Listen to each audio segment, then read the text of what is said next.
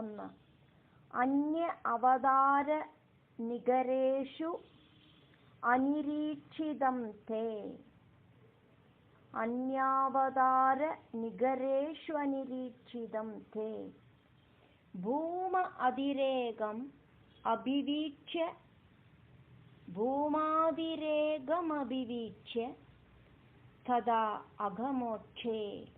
തദാഗമോക്ഷേ ബ്രഹ്മ പരീക്ഷിതുമനാഃ സഹ പരോക്ഷഭാവം നിന്യേ അദ വത്സഗഗണാൻ പ്രവിദത്യ മായാം. അന്യാവതാര നികരേഷ്വനിരീക്ഷിതം തേ ഭൂമാതിരേകമഭിവീക്ഷ്യ തദാഗമോക്ഷേ ബ്രഹ്മ പരീക്ഷിതുമനാഃ പരോക്ഷഭാവം നിന്യേദ വത്സഗഗണാൻ പ്രവിദത്യ മായാം. വത്സാൻ അവീക്ഷ്യ വത്സാനവീക്ഷ്യ വിവശേ പശുബോൽക്കരേതാൻ ആനേതു കാമഃ ഇവ ദാതൃമഥ അനുവർത്തി. ത്വം സാമിഭുക്തകബളഃ ഗതവാൻ തദാനീം ഭുക്താൻ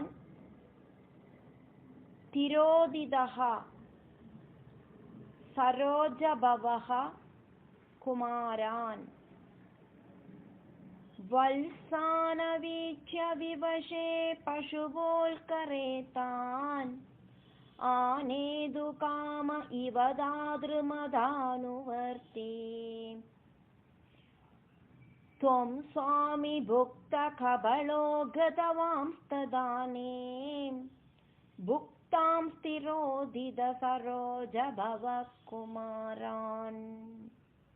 3. വത്സായിതഃ തദനു ഗോപഗണായിതഃ ത്വം ശിഖ്യാദിഭാണ്ഡമുരളീ ഗവല ആദിരൂപഃ പ്രാഗ്വദ്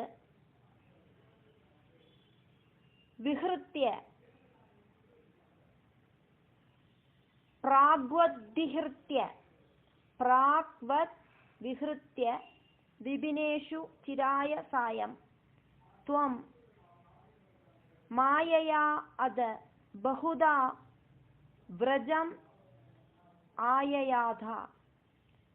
വത്സായിതസ്തദനുഗോപഗണായിതസ്ത്വം ശിഖ്യാദിഭാണ്ഡമുരളീഗവലാദിരൂപ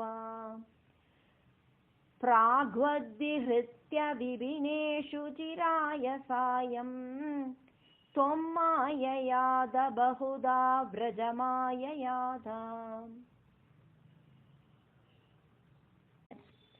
ത്വാം ഏവ ശിഖ്യ ഗവലാദിമയം ദദാനഃ ഭൂയഃ ത്വം ഏവ പശുവത്സഗ ബാലരൂപഃ ഗോരൂപിണീഭിഃ അഭി ഗോപവധൂമയീഭിഃ ആസാദിതഃ അസി ജനനീഭിഃ അതി പ്രഹർഷാദ്.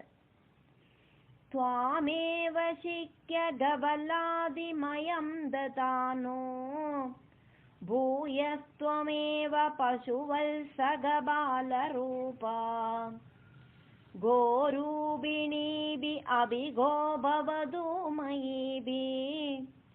ആസാദിതോസി ജനനീഭിഃ അതി പ്രഹർഷാദ്. ജീവം ഹി കഞ്ചിത് അഭിമാനവശാത് സ്വകീയം മത്വാ തനൂജഃ ഇതി രാഗഭരം വഹന്ത്യഃ. ആത്മാനം ഏവ തു ഭവന്തം അവാപ്യ സൂനും പ്രീതിം യയുഃ ന കിയതീം वनिताः च गावः। जीवं हि कञ्चिदभिमानवशात् स्वकीयं मत्वा तनूज इति रागभरं वहन्त्या आत्मानमेव तु भवन्तमवाप्य सूनुं प्रीतिं ययोर्न कियतीं वनिताश्च गावा। एवं प्रदिक्षण विजृंभित हर्षभार निशेष गोपगण लालित भूरिमूर्तिं त्वाम् अग्रजः अभि बुबुदे किल वत्सरा अन्ते ब्रह्मात्मनोः अभि महान् युवयोः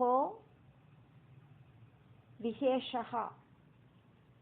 एवं प्रदिक्षण विजृंभित हर्षभार निशेष गोपगणलालित भूरिमूर्तिं त्वामग्रजोऽपि बुबुदे किल वत्सरान्ते ब्रह्मात्मनोऽपि महान् युवयो विशेष। वर्ष अवधौ नव पुरातन वत्सपालान् दृष्ट्वा विवेकमसृणे द्रुहिणे विमूढे प्रादीदृशः प्रदिनवान् मकुट अङ्गदादिभूषान्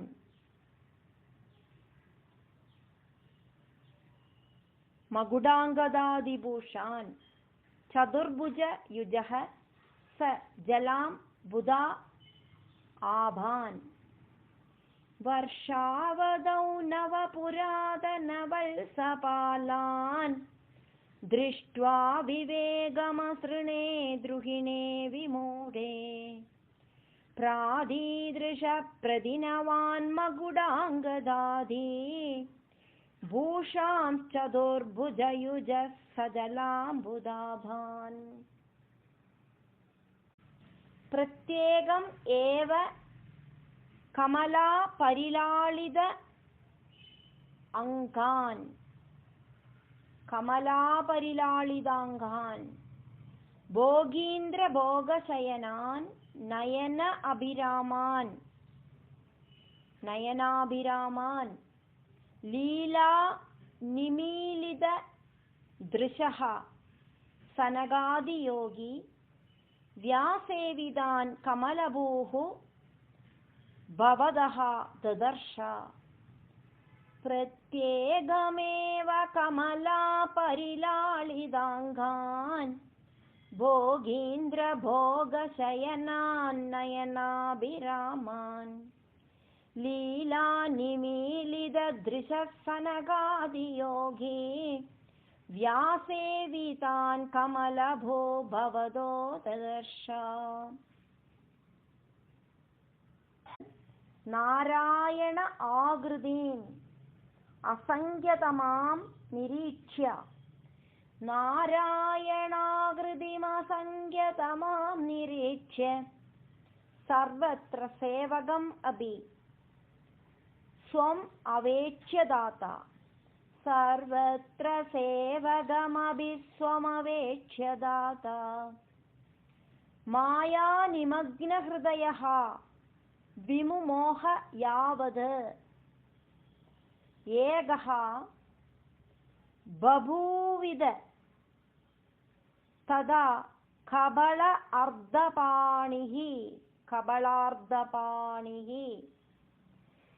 नारायणाकृतिम् असंख्यतमां निरीक्ष्य सर्वत्र सेवकमपि स्वमवेक्ष्य दाता मायानिमग्नहृदयो विमुमोह यावत् एको बभूविद तथा कबलार्धपाणि। नश्यन्मदे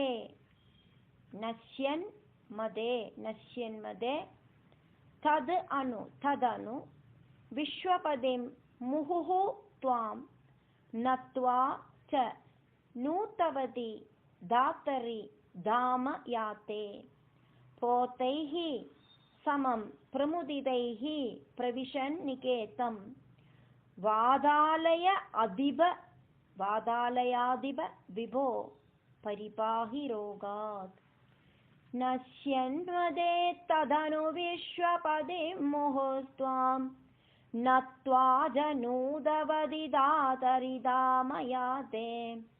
पोतैः समं प्रमुदितैः प्रविशन्निकेतं वातालयादिव विभो परिपाहि रोगात्।